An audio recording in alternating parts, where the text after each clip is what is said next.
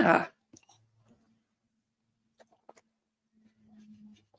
Hello, and welcome back to Knit Until I Die.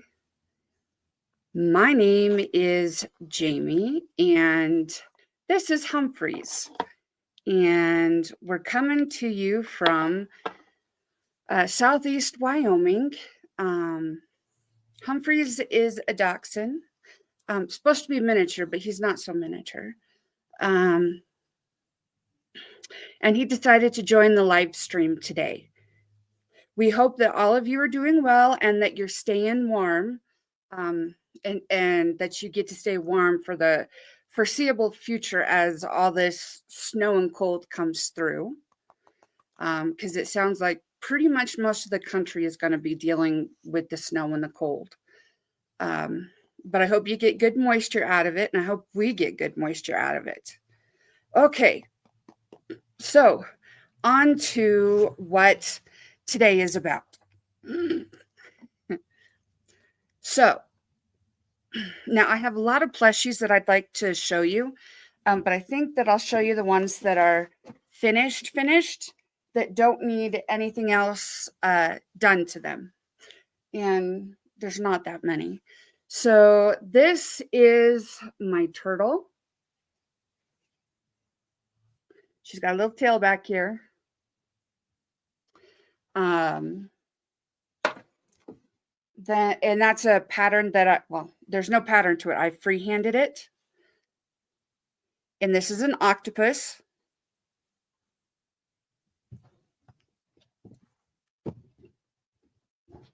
And then if you watched Wednesday's video, you got to see what I made out of the Woobles kit and the Woobles yarn. And then this is my first of a couple Dixies. Dixie, the Mama Duck, is a Crochet Vision pattern. And she's on YouTube. She also has her own website. So those are the plushies that are done, that don't need anything done to them. Now I'm going to get into the plushies that need eyes or faces or something like that. So this is another Dixie. I put a purple scarf on this one. And then, oops. I was going to do crochet eyes for this Dixie, but I don't think I'm going to. So this is the second Dixie that I made, and she's made out of an older Banat yarn. I think it's called Easter egg, and I'm pretty sure that it's not on the shelves anymore. So those are the two unfinished Dixies. So this is a chick that I made, needs eyes, and I have some felt eyes coming that I'm going to put on these that need eyes. Here's another chick.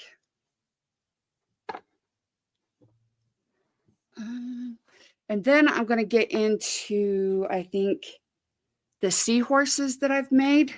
Not that I've made a lot of them, but this is the first seahorse that I made.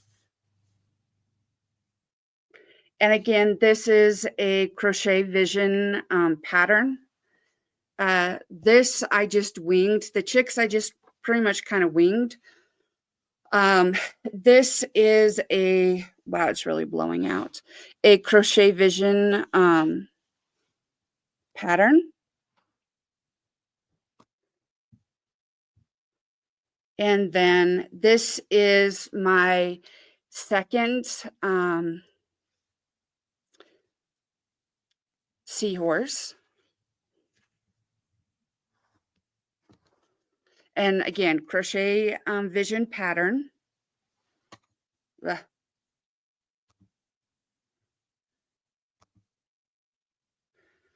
Well, let's see what I've done here.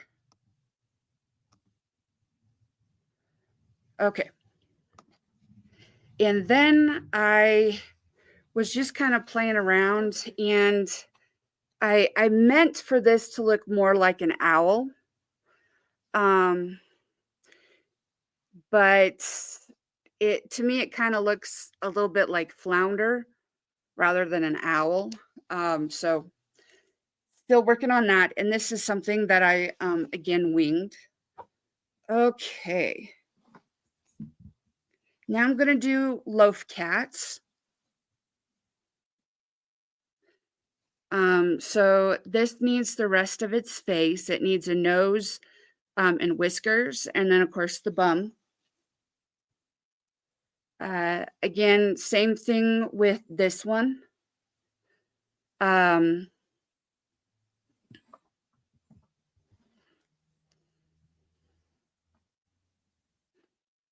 and with that one. Um, and then I made a couple of frogs.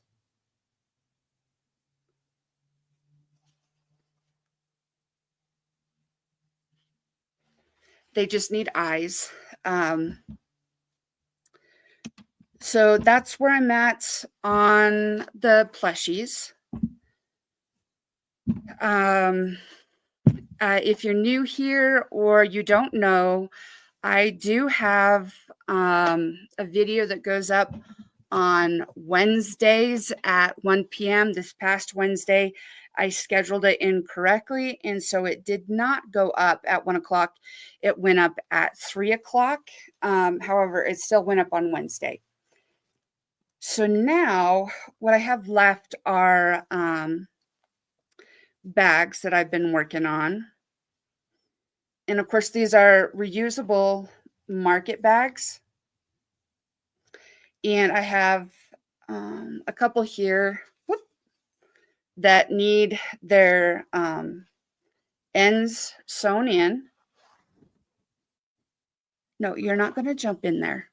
Thank you.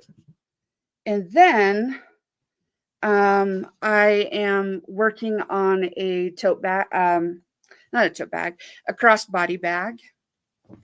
And since that's kind of what today's video is about, I wanted to work on sewing in my ends. There we go. Humphrey's left us, and that's okay. I hope that you're having a great day and that you're able to stay inside and stay warm.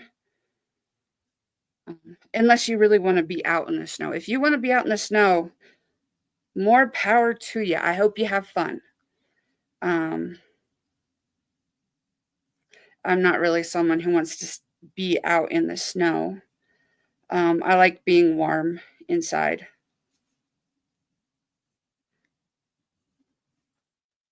So this week wasn't too bad. It wasn't too hectic. We did have a doctor's appointment out of town, but that went well. So I'm very happy for that.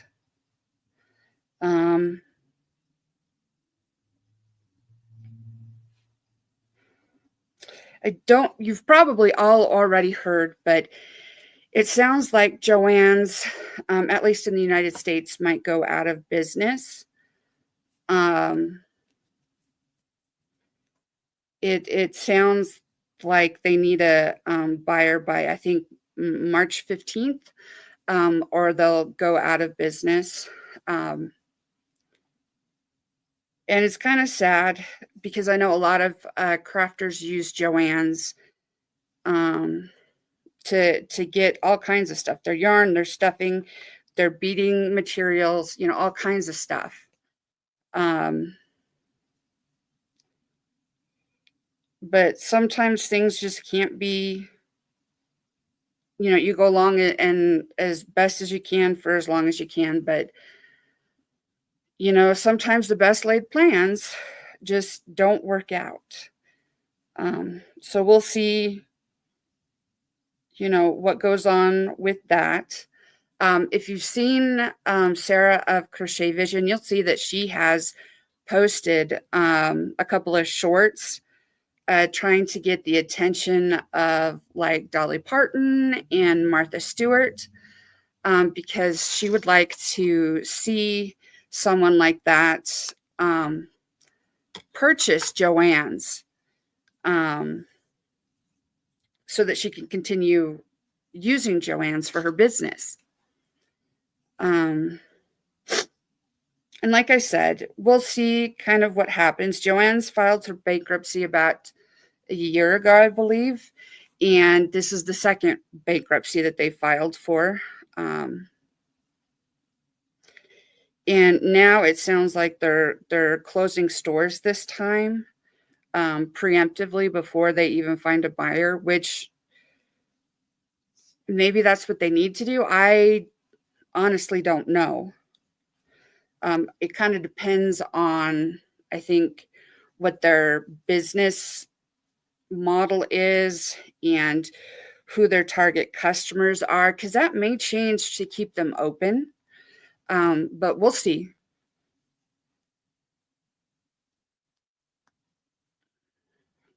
I don't know about you guys, but here in Wyoming, we already have snow. And so, and it sounds like we might get some more. I'm not sure. I know that we're supposed to get 0 to negative 10 degree temps into it sounds like into next week. Which isn't nice if you have to be out in it.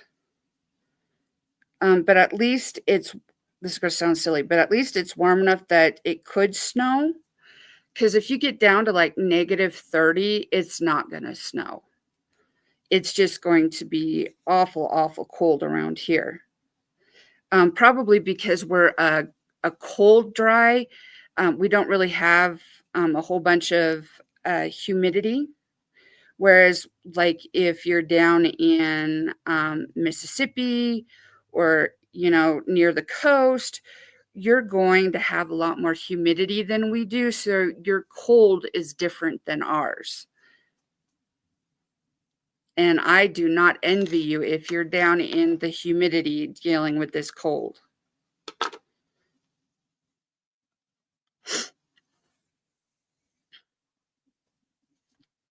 So for my market bags here, I used,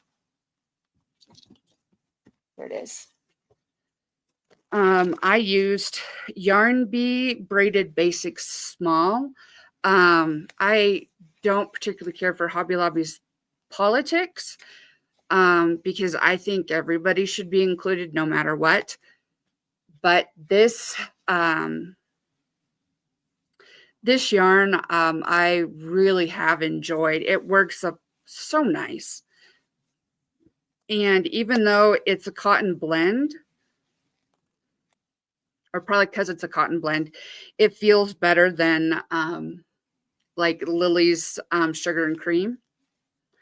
It only comes in 3 colors right now, and I'm hoping that I can find something similar to it that comes in more colors, because I really like this.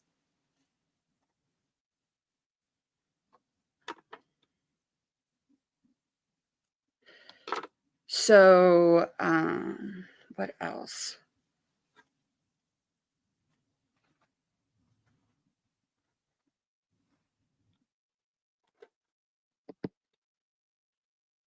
It's been kind of a lazy day here for me, not for everybody else, but for me. But I'm glad to be on with you guys and working on weaving in my ends, because we all know I do not like doing that. But I'm trying to be better about it. And honestly, with the plushies, it's easy to weave in my ends. And I don't know why. It's just way easier than like with my market bags and stuff, or my clothing, or other things that I work on. I found that I don't particularly care for crocheting over my ends. I'll knit over my ends and weave them in as I'm knitting. But I don't like doing that with crochet as well because sometimes they come loose and you can see them. And that's not really the effect I was going for. So most of the time I weave in my ends. I'm now weaving in my ends with my crochet.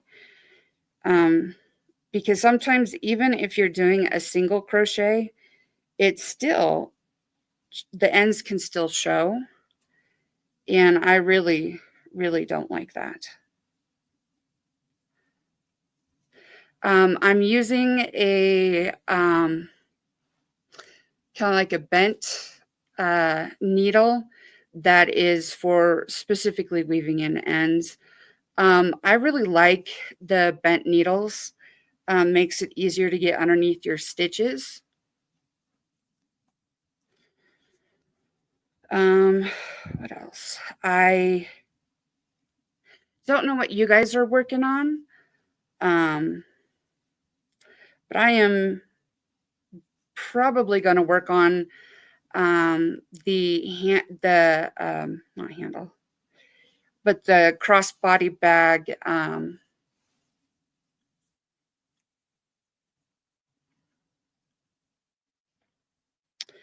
Because it needs a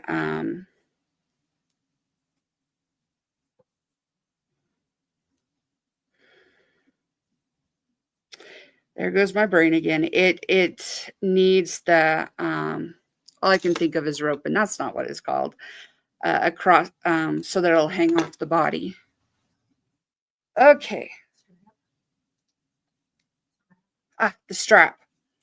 So there's one market bag completely done, ends weaved in.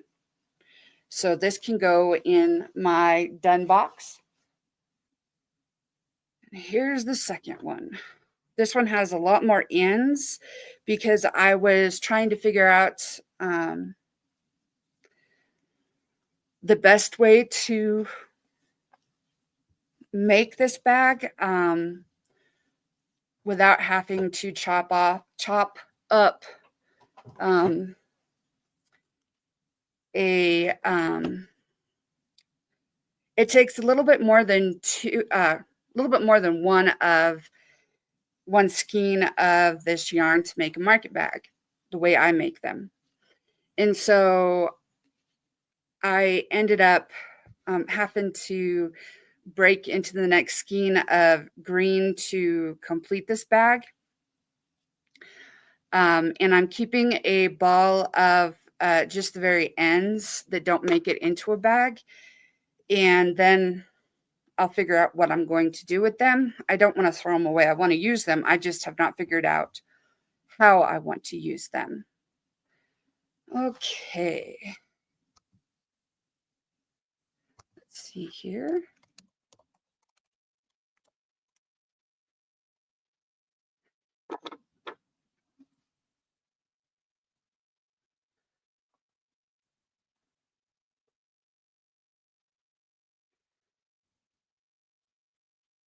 So I'm live streaming on YouTube and on Twitch. That's usually what I do for this Saturday live.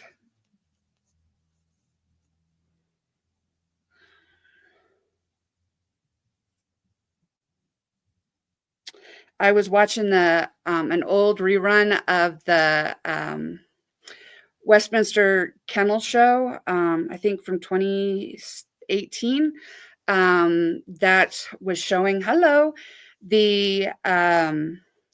hound group. I always like to watch the hound groups. I'm kind of partial to hounds because I have one, but I've always been kind of partial to the hound groups. They're very different from other dogs in the way that their heads are put together and their body proportions are put together. And I have a he's supposed to be a miniature dachshund, but he's not. I have a dachshund, and he's a black and tan, and I've always liked the black and tans. Um, I have not got on the white dachshund thing because that's just not something I'm interested in. Oftentimes they, especially if they're considered like a double dabble, they can have eye problems and be deaf. And, I wouldn't want to do that to a dog.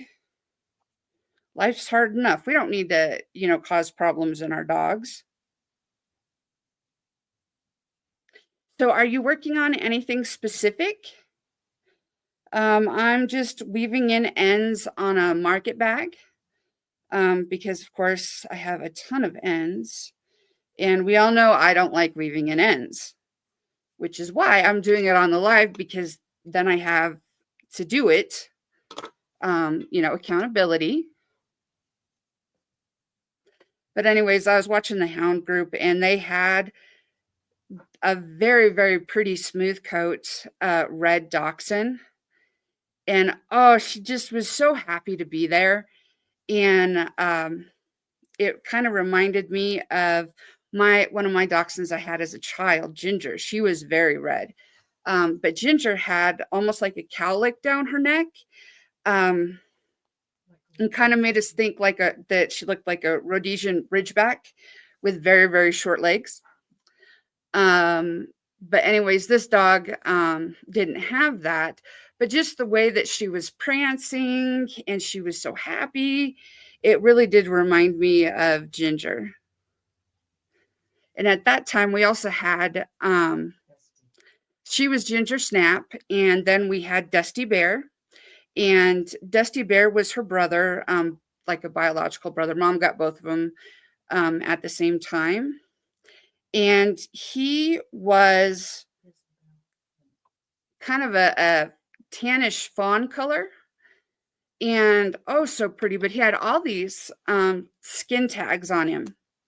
And Mom never had the skin tags removed, which ended up being a really good thing, because when the two of them would get out, it'd be very easy for us to identify the dogs because, well, he had the skin tags and she had that, the kind of like the cowlick up her, well, down her neck.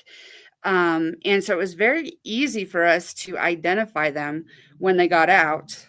The nice thing now is that Humphreys won't typically leave the yard unless Bella leaves the yard. And he's not as willing to go investigate things as, our previous doxies would, which is actually really a good thing. He likes to stay close to home, which means that he doesn't try and run away from us. He would rather stay with us. And doxies usually are scent hounds, and so they typically are ruled by their noses. And Humphreys, on the other hand, is ruled by his eyes, what he can see. He's not as big of a scent hound as he should be, but that's okay. He's kind of I've never had a doxie quite with his personality. And I think part of that was because we got him when Watson was older and Bella was 2. And so both of them were out of their puppy phases, and they were a little bit older dogs and wouldn't, they'd play with him, yes, but they wouldn't put up with some of his shenanigans. Whereas when Watson was the baby, he was the only baby, and he probably got away with a lot more than he should have because he was my baby. And Humphreys, on the other hand, couldn't get away with anything because everybody else tattled on him, kind of like kids. So he's got a little bit of a different personality. Plus, he's got a lot of anxiety like I do. And that comes out, especially if we're going to go in the car anywhere, or if he is outside and people are coming to the house, or he's inside and people are coming to the house. It's really scary for him when people are coming to the house because he doesn't know why they're coming here. And he's not sure that he wants them to come in. Whereas Bella's like, "Oh, hey, hello, how are you? I have never met a friend that I didn't like." She's way more friendly than Humphreys is. Just in the beginning, once Humphreys gets to know you, usually he's very friendly, and he likes to get pets and stuff. Loves to get treats, but he's definitely a dog that kind of sits back a little bit and watches, and is not real into you when he first meets you. He wants to smell you, but he doesn't want you to touch him. Um, but he's gotten better since Watson has passed, and he really does like people coming up and petting him now, as long as he's on his leash. And I think that to him, the leash means that he's protected. Maybe I'm wrong, but I think that's what the leash means to him. And that's okay. I don't mind having him on a leash, because he and I do real well when he's on a leash.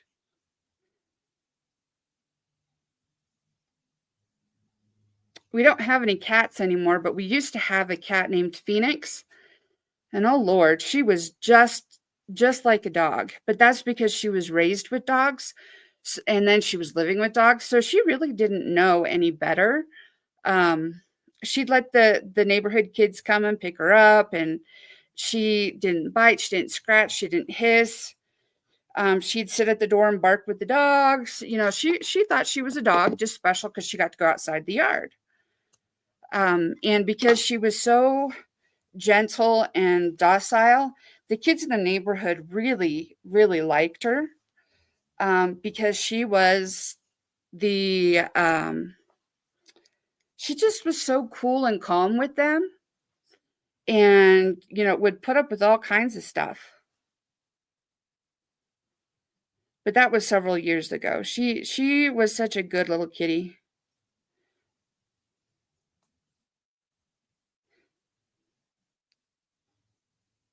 When we first got Humphreys, he would go down into the basement, and then I wouldn't be able to find him at our old house. And I'd get so upset because I couldn't find him, that one time I even called animal control because I thought he'd gotten out. But no, he was in the basement sniffing. Like I said, he doesn't like to leave the house. He doesn't like to leave home. And now that this house is our home, he knows that this house is our home, and he's not he won't usually leave the yard. You can leave the gate open and he'll come up to the gate, but he usually won't walk out unless you're there encouraging him, or Bella goes out to smell something or chase something. And she's a Chiweenie, and boy, oh howdy, she's more of a scent hound. Man, she gets a scent and she is off. And sometimes trying to catch her is a little bit harder, just because for her, if she scents something or she sees something, she's gone. And she's not going to look back at you and be like, "Can I go?" Like Humphreys. She's just like, "Goodbye." So she's fun to have around. She wasn't feeling so good earlier this week, but I think she's feeling better. She came in and said hi to me today, which she has not done in a while. So I really think that she's feeling better, and I'm glad for that. It always sucks when when the babies don't feel good, because they can't tell you why. And it doesn't matter if you're talking about a human baby, or you're talking about a dog, or you're talking about an adult who's nonverbal. Like, it's awful because you know that they need something, but you don't know what they need. And so you're just kind of guessing until you figure things out. And then once you figure things out, things change again. So it's been kind of interesting. I don't know if you know what Special Books, Special Kids is. Special Books for Special Kids, SBSK on YouTube. But they go around and interview different children and their families that live with different illnesses and different needs. And that has been a very interesting show to watch. This week, they interviewed, oh boy, I'm probably going to slaughter his name, and I don't want to. They interviewed a young gentleman and his mother. She's actually his grandmother by marriage. However, that she's been the one that's always been taking care of him, and has loved him unconditionally. And so when she was able to adopt him and keep him, I think that was awesome for both of them. But I felt really bad because this young man is dealing with a lot of issues stemming from shaken baby syndrome. And I can remember when I was a nanny and I was taking care of this little guy, and I couldn't calm him down. I tried food. I gave him a change. I was rocking him. I could not figure out what I was doing wrong. He was only a couple months old. And I was at my wit's end, but I didn't want to hurt him because I'd always heard that, if you can't soothe the baby, put the baby down and walk away. Because if they're in their crib and they're crying, they're okay. They may not be happy. There may be something else going on, but they're safe there. And that's the one time where I know if I hadn't done that, I probably, not meaning to, but I probably would have shaken him or something. And I did not want to do that. Like I could see myself getting upset because he was upset and there was nothing I could do to calm him down. Well, his mom got home and promptly fired me because why was I in the living room when her son was in his crib crying? And I tried to tell her that I couldn't soothe him, that this was something weird.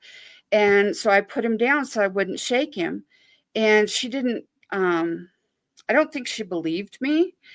Well, about half an hour later, she called me back and told me that it was okay and that I still had a job because she couldn't get him to calm down either. It took his dad coming home to get him to calm down.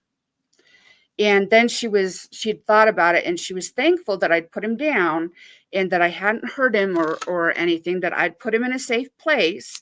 And, I was still close by listening to him, but I did not do anything that would have hurt her son.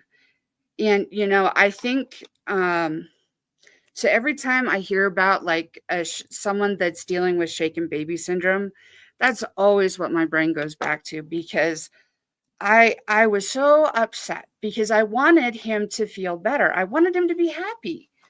It's not fun when a baby is crying and unhappy and you just don't know what to do. There's nothing that's, calming him down, and you don't know why this is going on. Later on, when I was a nanny for another child, I didn't have that problem at all. There really wasn't ever a time that I wasn't able to soothe him, the other child. But of course, I started working for that family when that baby was a little bit older. And I think that probably played a large part into it, was that when I was babysitting the first little boy, he was only like maybe 2 months to 6 weeks old. And I had been basically babysitting him since a couple weeks after he was born. Whereas the other little boy, I started being their nanny um, when that little boy was 2 months old. Um, but I hadn't been there from the very start, and I wasn't mom and dad. And so when I would do stuff um, to soothe or put him down, it was different than, when it was mom or when it was dad. And that's not a bad thing. It just is what it is. Um, and I liked taking care of children. And when I was younger, I wanted children. But now that I'm older, I realize that I'm very blessed not to have children, because there's no way, with all my health stuff going on, that I would be able to adequately take care of um, children. And I would not want to pass on any of this stuff that I have to anybody else, because it's not fun. And some of the stuff that I have is they're thinking there could be a genetic component to it, especially like the ulcerative colitis and the psoriatic arthritis. Even though they're immune responses, it's there's also a correlation or a link to your genetics. And I would hate it if I gave, knowing that I have this stuff and I passed it on to somebody else. Oh, that would just really, really bother me. Mainly because I wouldn't wish this on the worst person in the world. Because some days are okay, and then other days are really bad. And you never know what kind of day you're going to get when you wake up. And right now, with what's going on, like with blood counts and stuff, I never know when I'm going to wake up. I've been doing a lot more, even though I've been fairly productive with the plushies, I've been doing a lot more sleeping, which I don't like.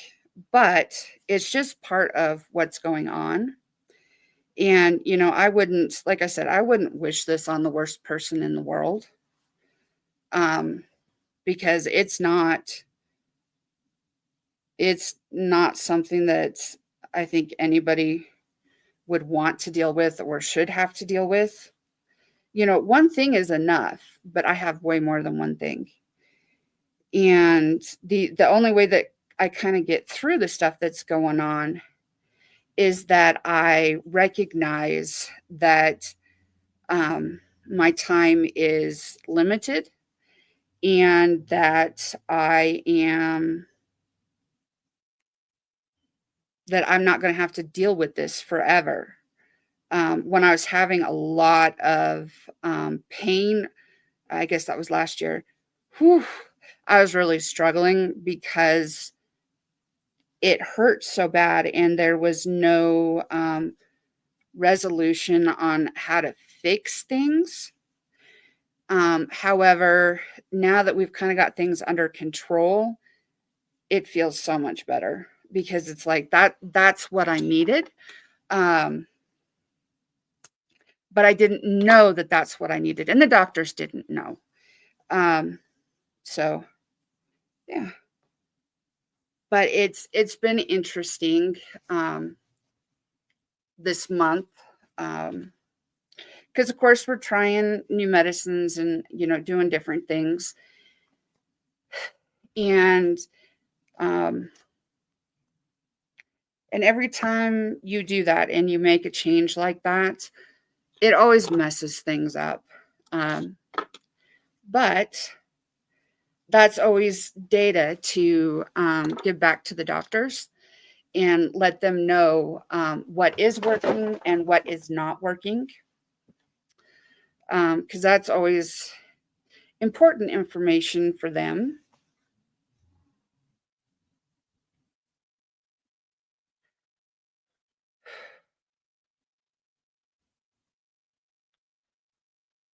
I don't know, you probably don't watch, Let's Talk About IBD, but she has Crohn's and an ostomy like me, and, they're she and her husband are expecting their first baby, and I think that that is so awesome for them, um, because I know it's been a hard road for, both of them, and I'm just so excited that they're able to start that journey because they want to. So,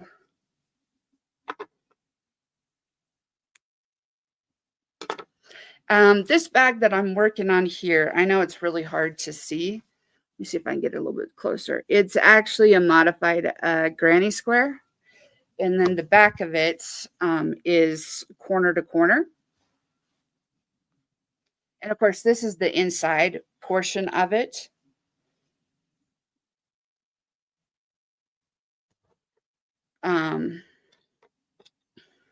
And of course, I started with a magic ring. But when I start with the magic rings, I like to sew in the ends so that they don't come undone, especially with acrylic yarn. This is acrylic and polyester yarn,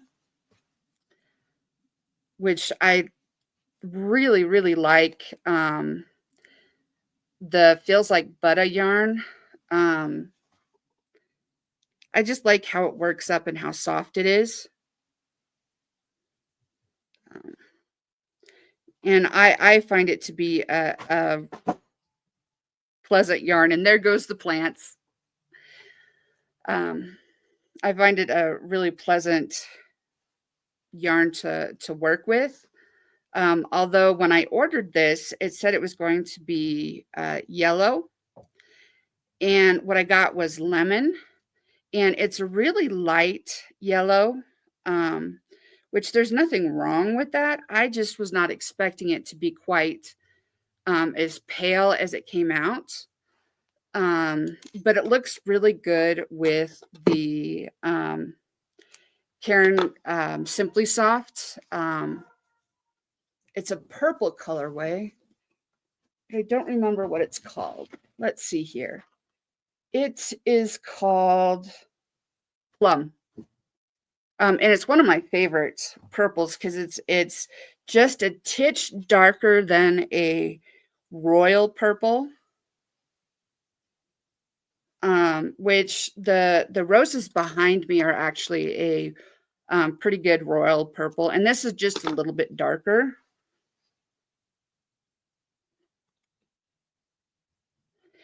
So what are you working on today?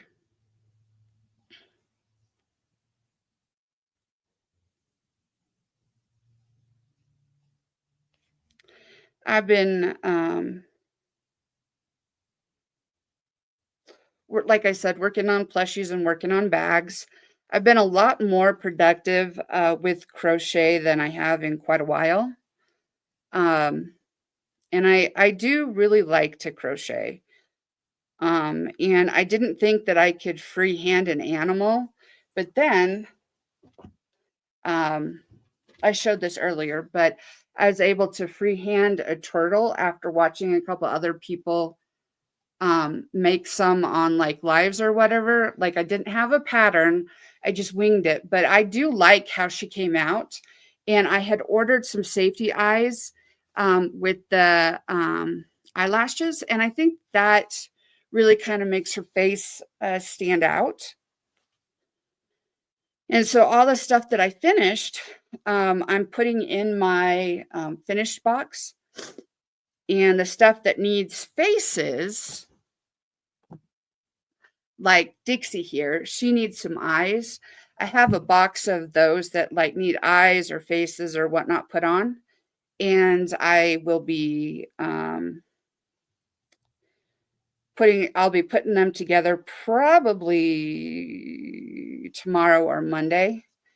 And then I'll make a video about them so everybody can see what they look like. I think that's going to be Wednesday's video, unless I come up with a better idea. So I drop my Wednesday videos at 1 p.m. Mountain Standard Time in the United States on YouTube. I have not figured out. Oh, I bet you I could probably do a premiere through StreamYard and put them on da, da, da, on Twitch as well. My Saturday lives, I stream to YouTube and I stream to Twitch at the same time. I am a knitter and a crocheter from the southeast part of Wyoming, and I am currently sewing in my ends on a crossbody bag that I'm working on. So this one is made out of Karen Simply Soft purple, and then Feels Like Butter lemon. It does come out on the screen to be, it looks more white, but it is actually a lemon, and it looks really nice against the plum. Let me see here. Some of the things that I have worked on. This is a loaf cat. Needs a mouth or nose and whiskers, and then the bum. I have a couple of Dixies. This is another one that needs eyes. I have a couple of birds. This is a chick. I have another one somewhere. Here it is. This is another chick that I've been working on. And then this was I wanted to come up with a way to do an owl. And so this was kind of my first shot at it. It doesn't quite look like an owl to me. To me, it looks more like flounder. But I'll get it figured out. This is a seahorse, and the pattern for the seahorse comes from Crochet Vision. And then this one, the Dixie pattern, also comes from Crochet Vision. So this is my strap. It's going to be made out of the same yarns as what I used to make the bag. I'm going to line the bag. I haven't quite figured out what fabric I'm going to use yet, but I am going to line the bag. And then continue on. I tried making like some crochet eyes, but I really don't like the way that they look, and I really don't like the way that they look on. Let me see if I can find the other one. Here it is. So this is the other Dixie, and I made her eyes out of black and sewed them on, and I really don't like the way that they look.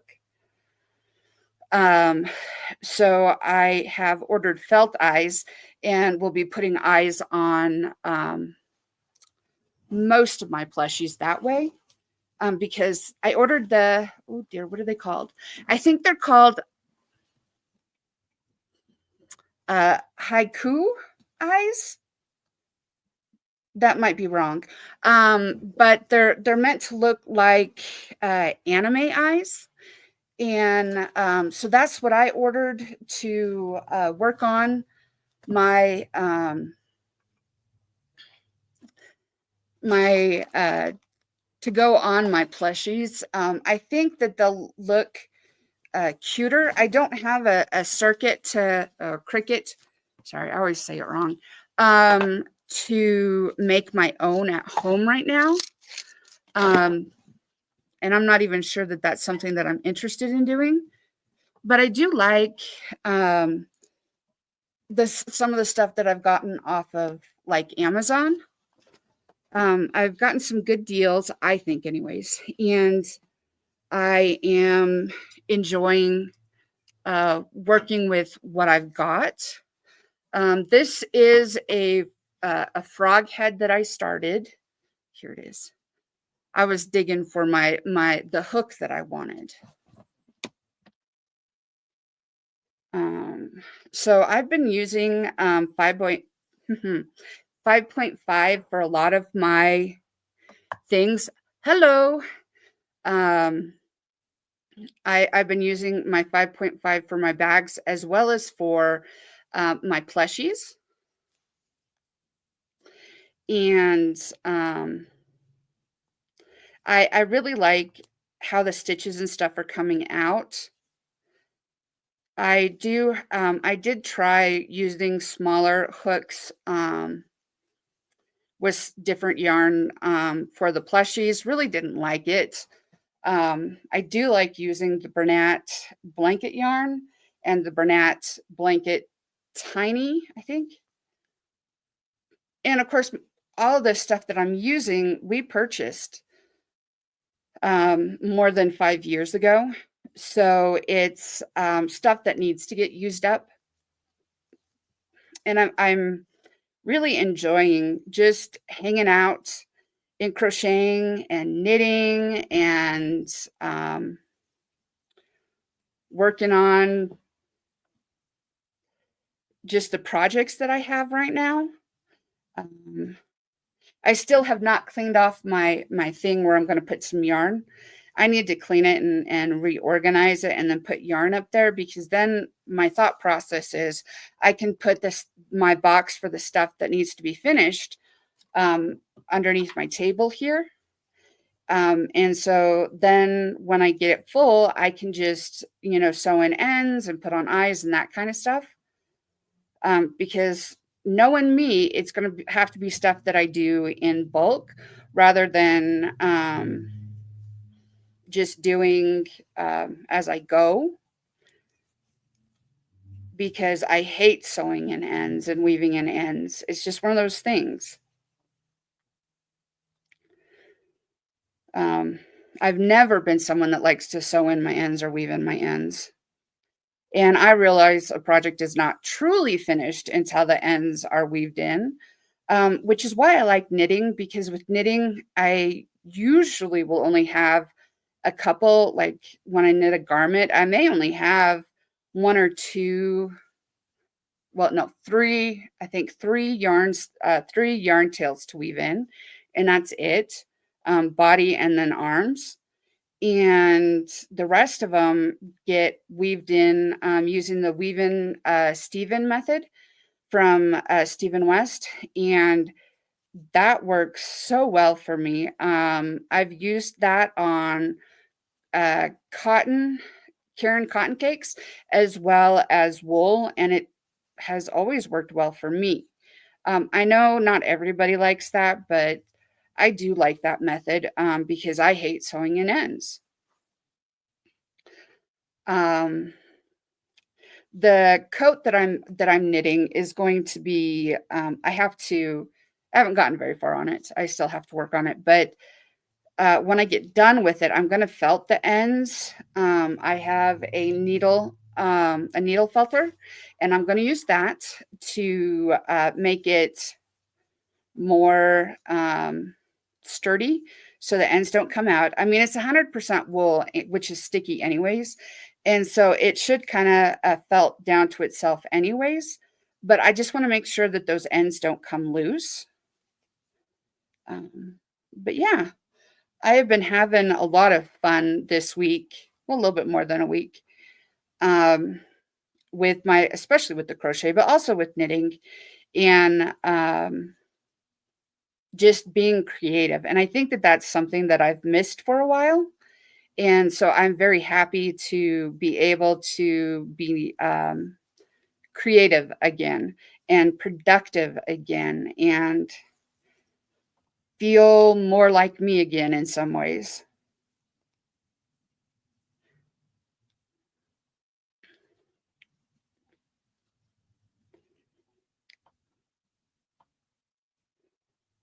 I don't know if you guys have been watching Passionate Kelsey, but on her channel, she is doing her product restock, and we'll be doing her drop on her website on, I believe, the last Saturday of every month.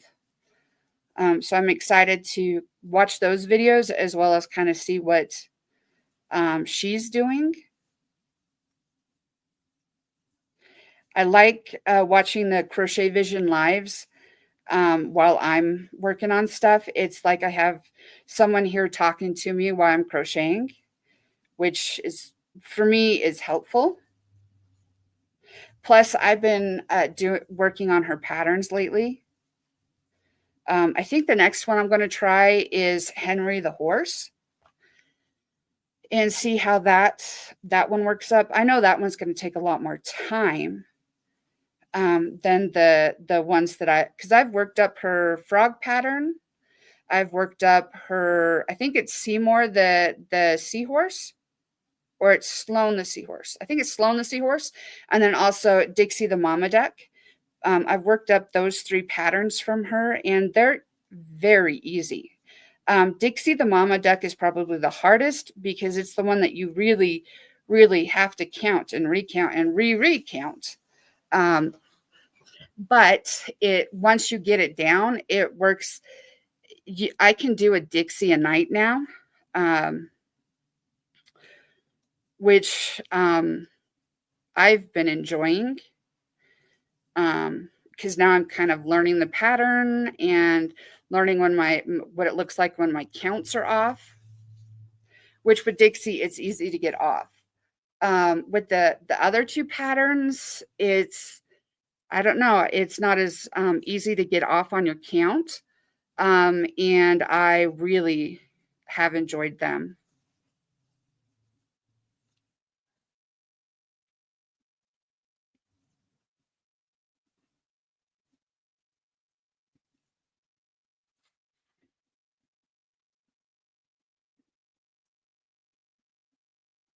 Well, it's about Humphrey's nap time, and we've been going for about an hour. I am going to sign off, and I will see you guys on Wednesday. I'm going to try to keep posting shorts and reels, so you can look out for those. What else? So when I end my videos, I just like to end on a reminder that you are wanted, you are needed, and you are loved. Be kind to everyone, including yourself. I'll see you on Wednesday.